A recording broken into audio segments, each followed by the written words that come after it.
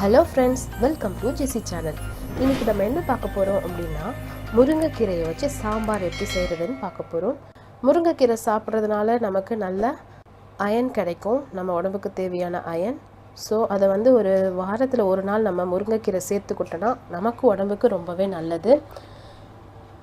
சரி, ஓகே, வாங்க வீடியோக்குள்ளே போகலாம். எப்படி செய்கிறதுன்னு பார்க்கலாம். ஃபர்ஸ்ட் ஒரு குக்கர் எடுத்துக்கோங்க. குக்கர் எடுத்துகிட்டு துவரம் பருப்பு நாங்கள் 2 டம்ளர் எடுத்துருக்கோம். ஒரு 5 பேர் கணக்குக்கு நாங்கள் செய்கிறோம். அதை நல்லா வாஷ் பண்ணிக்கோங்க. 2-3 தண்ணி வாஷ் பண்ணிவிட்டு ஒரு 8 பூண்டு பல் உரித்து போட்டுக்கோங்க. அதுக்கப்புறம் பெருங்காயத்தூள் ஒரு 1/2 ஸ்பூன், மஞ்சள் தூள் ஒரு 1/4 ஸ்பூன் சேர்த்துக்கோங்க. சேர்த்துட்டு தண்ணி அந்த பருப்புக்கு எவ்வளோ தண்ணி தேவையோ சேர்த்துக்கோங்க. 2 டம்ளர் போட்டிருக்கோம், 4 டம்ளர் தண்ணி தேவைப்படும். போட்டுக்கோங்க. தண்ணி ஊற்றிட்ட பிறகு ஏதாவது ஒரு குக்கிங் ஆயில், நம்ம எண்ணெய் சேர்ப்போமோ அதை சேர்த்துக்கோங்க. ஒரு ஸ்பூன் சேர்த்துக்கிட்டிங்கன்னா ஈஸியாக நம்மளுடைய பருப்பு வேகும். நாங்கள் நல்லெண்ணெய் சேர்த்துருக்கோம்.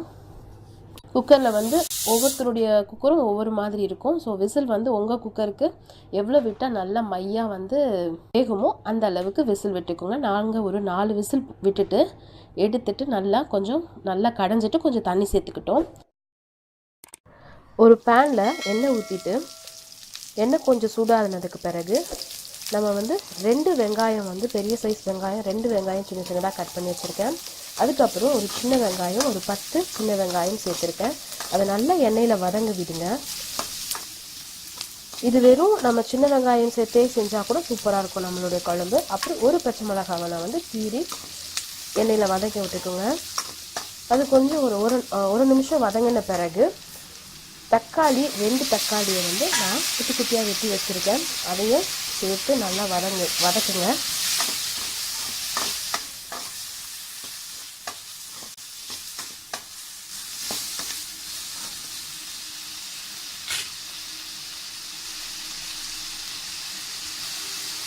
தக்காளி வதங்குறதுக்காக கொஞ்சம் உப்பு சேர்த்துக்கோங்க. உப்பு சேர்த்து வதக்குனீங்கன்னா சீக்கிரமாக நம்மளுடைய தக்காளி வெந்துடும்.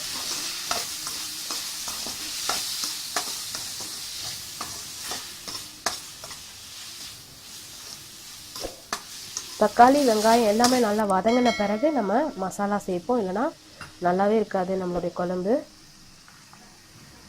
பாருங்கள், நல்லா வதங்கிருச்சு. இப்போது சாம்பார் பொடி 3 ஸ்பூன் நான் சேர்த்துக்கிறேன்.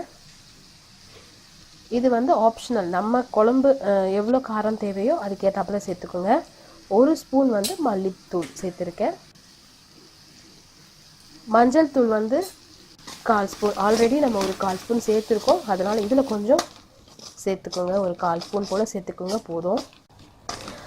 அந்த மசாலாலாம் போட்டோம்ல எண்ணெயில் ஒரு நிமிஷம் அந்த பச்சை வாசனை போகிற அளவுக்கு நல்லா வதக்கி விடுங்க.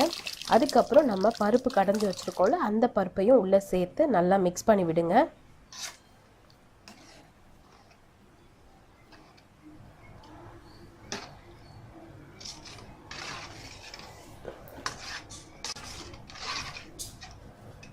பாருங்கள், நல்லா மிக்ஸ் ஆகிடுச்சு. அதை கொஞ்சம் கொதிக்க விடுங்க. ஒரு 5 நிமிஷம் கொதிக்க விடுங்க. இந்த ஸ்டேஜில் நமக்கு எவ்வளோ நம்ம குழம்பு தண்ணியாக வேணுமோ அவ்வளோ தண்ணி சேர்த்துக்கலாம். இதுக்கப்புறம் நம்ம கொஞ்சோண்டு புளி சேர்ப்போம், அதுக்கு கொஞ்சம் தண்ணி சேர்ப்போம். அதனால் பார்த்து சேர்த்துக்கோங்க. எவ்வளோ தண்ணி தேவையோ அவ்வளோ தண்ணி ஊற்றி நல்லா கொதிக்க விடுங்க ஒரு மூடி போட்டு.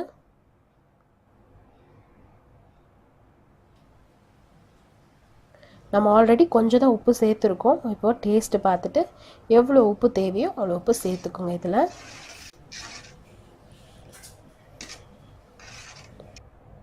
உப்பு சேர்த்துட்டு நல்லா கொதிக்க விடுங்க. பாருங்கள், கொதி வந்துருச்சு. ஒரு 5 நிமிஷம் கொதிக்க விட்டுட்டு பிறகு ஒரு முழு நெல்லிக்காய் இருக்கும்ல, அந்த நெல்லிக்காய் சைஸில் நான் புளி எடுத்து வச்சுருக்கேன், ஊற வச்சுருக்கேன். அதை கரைச்சி புளி தண்ணியை நம்ம குழம்புல சேர்த்துக்கலாம். அதையும் சேர்த்த பிறகு ஒரு 5 நிமிஷம் நல்லா கொதிக்க விடுங்க. அவ்வளோதான், ஆல்மோஸ்ட் நம்மளுடைய குழம்பு ரெடி. இப்போ தாளித்து நம்ம கொட்ட வேண்டியதான்.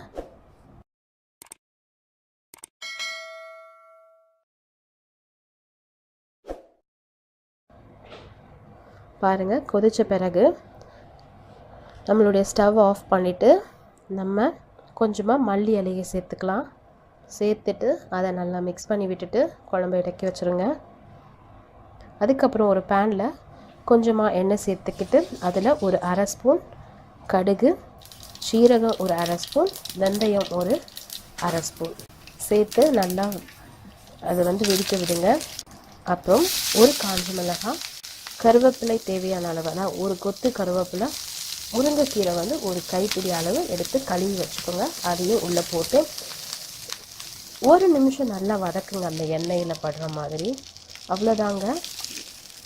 அந்த நம்ம தாளித்ததை நம்ம குழம்புல கொட்டி மிக்ஸ் பண்ணிட்டோம் அப்படின்னா நம்மளுடைய முருங்கைக்கீரை சாம்பார் ரெடி. கண்டிப்பாகவே இது ரொம்பவே டேஸ்ட்டாக இருக்கும் ஃப்ரெண்ட்ஸ். இந்த முருங்கைக்கீரை சாம்பாருக்கு நம்ம உருளைக்கிழங்கெல்லாம் வறுத்து வச்சு சாப்பிடும்போது ஒரு சின்ன ஊறுகாய் வச்சு சாப்பிட்டா கூட அவ்வளோ டேஸ்ட்டாக இருக்கும். ஸோ கண்டிப்பாக இதை நீங்கள் ட்ரை பண்ணி பார்த்துட்டு எங்களுக்கு கமெண்ட் பண்ணுங்கள். எதனா டவுட் இருக்குனாலும் கேளுங்க. உங்களுக்கு பிடிச்சிருந்தது அப்படின்னா உங்கள் ஃப்ரெண்ட்ஸ்க்கெல்லாம் ஷேர் பண்ணி விடுங்க. இன்னும் சப்ஸ்கிரைப் பண்ணாமல் இருந்தீங்கன்னா சப்ஸ்கிரைப் பண்ணிடுங்க. தேங்க்ஸ் ஃபார் வாட்சிங். ஜெசி சேனலை சப்ஸ்கிரைப் பண்ணலன்னா சப்ஸ்கிரைப் பண்ணுங்கள். கூடவே இருக்கிற பெல் ஐக்கானை ப்ரெஸ் பண்ணுங்கள். எங்களுடைய ஒவ்வொரு வீடியோஸையும் நீங்கள் மிஸ் பண்ணாமல் பார்க்கலாம். தேங்க்யூ.